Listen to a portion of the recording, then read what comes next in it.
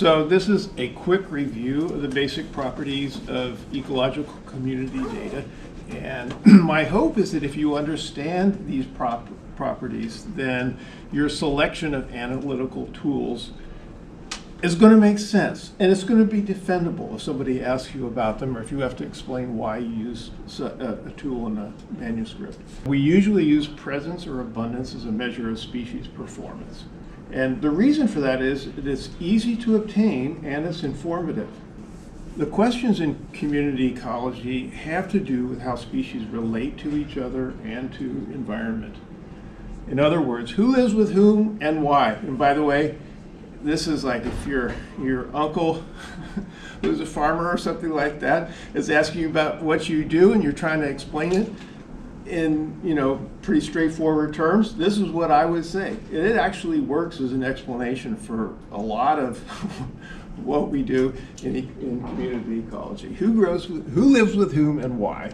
So third, species performance over long environmental gradients tends to be hump-shaped or more complex, sometimes with more than one hump. And there's some examples at the bottom that we've talked about. Fourth, the zero truncation problem limits species abundance as a measure of favorability of habitat. So when a species is absent, we have no information about how unfavorable that habitat is. And this is the fundamental cause for the loss of sensitivity in distance measures as beta diversity increases. And fifth, species performance data along environmental gradients are solid because species fail for many reasons other than the measured environmental factors. And six, abundance data taken together in a multivariate space usually follow the dust bunny distribution. Whether it's univariate or multivariate, the data rarely follow a normal or log normal distribution. And then seven, relationships among species are typically nonlinear, and basically this is a sort of two-dimensional view of the dust bunny distribution where you're slicing it in a particular plane. And then I want to emphasize that we have ways of dealing with these problems.